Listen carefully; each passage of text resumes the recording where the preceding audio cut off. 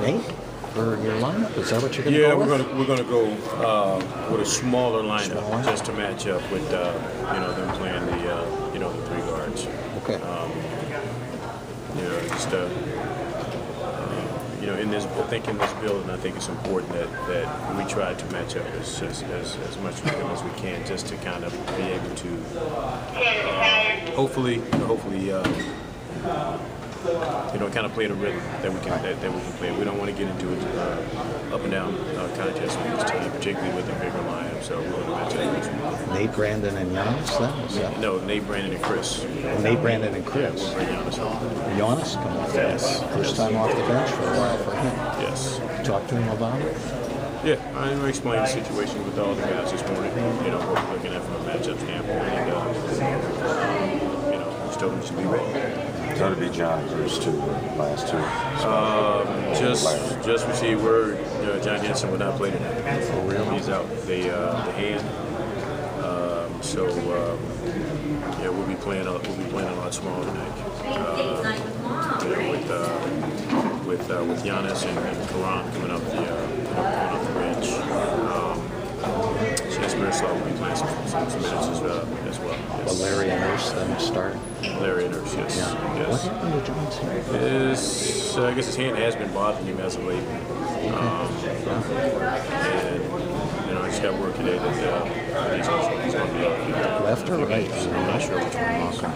Coach, even though it's the second time you're facing the Magic, does it kind of feel like the first time because the two teams are so different from the first time? Yeah, and it's been so long ago. It was, I believe, back in early in November when we saw them. They've gone through some changes as well.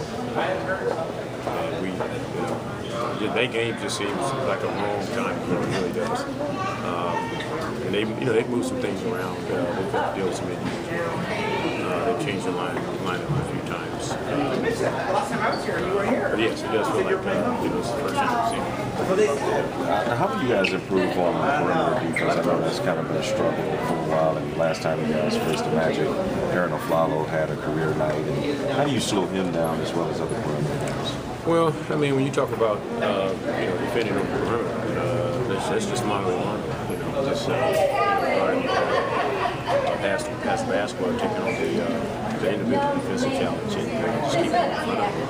There's other things involved, pin down action, pick up action, that we have to, we have to be all on the same page as far as how we're going to defend it. But when you talk about playing against a guy like that, I vividly remember, last time we were here, how we kept losing on the perimeter, and that really has nothing to do with.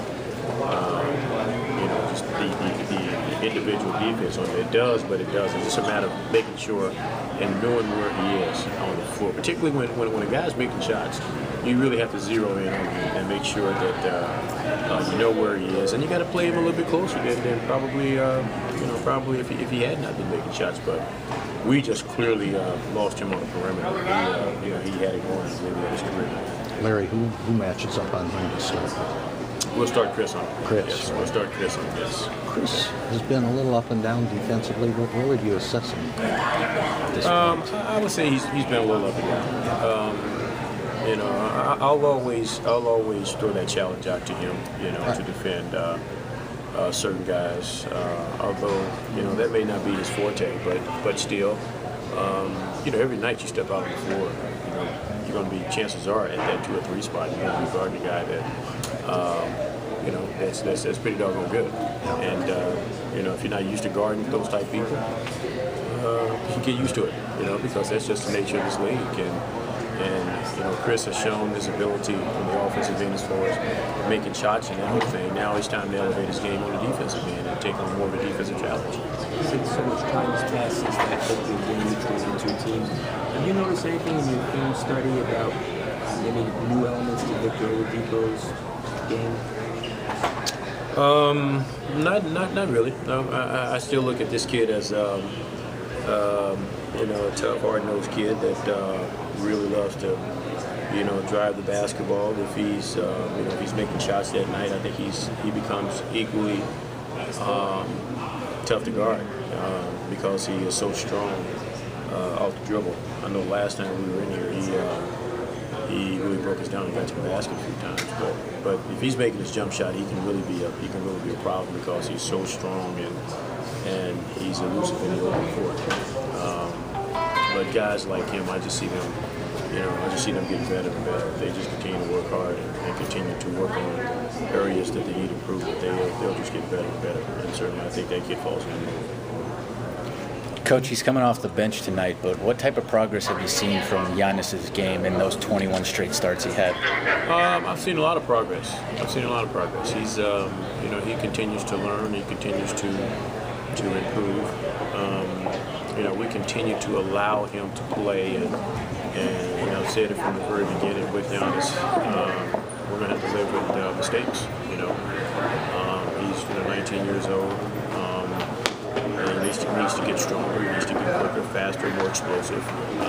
Playing against people that are that may be stronger, they may be faster, they may be quicker. But him learning the NBA game, we're going to have to live with the fact that this is a 19-year-old kid playing amongst men, and he's going to make mistakes. And there are some nights where he's going to be overmatched.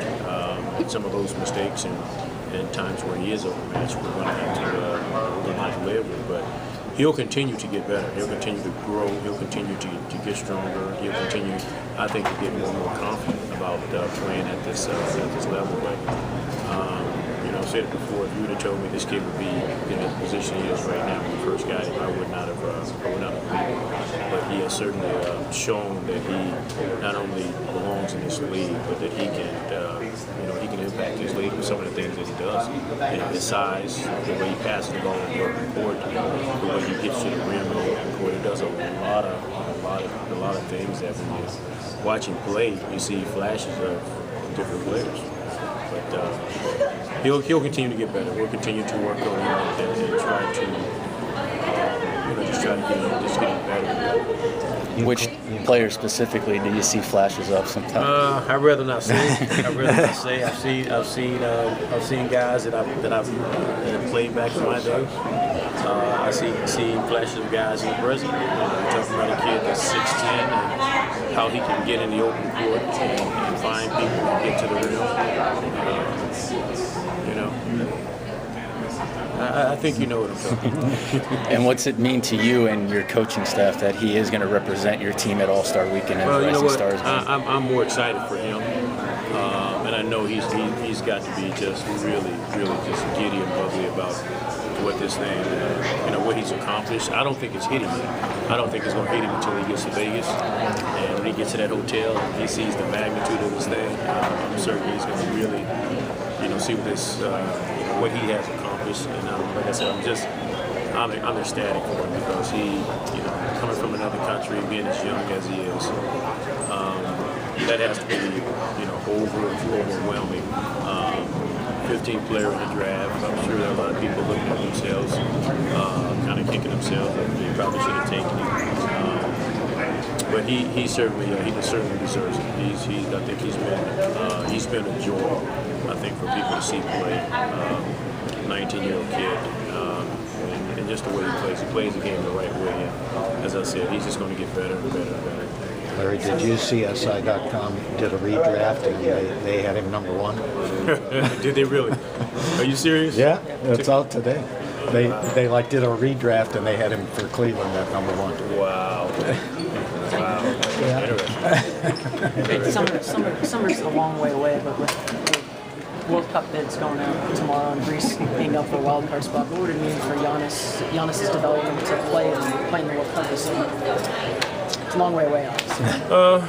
Well, the main thing with Giannis is that he continues to develop and he continues to grow. And when I speak of growing, I'm just talking about in the areas of just getting better, particularly in areas, on our level that, him playing the 2 spot, him playing some 3 spot.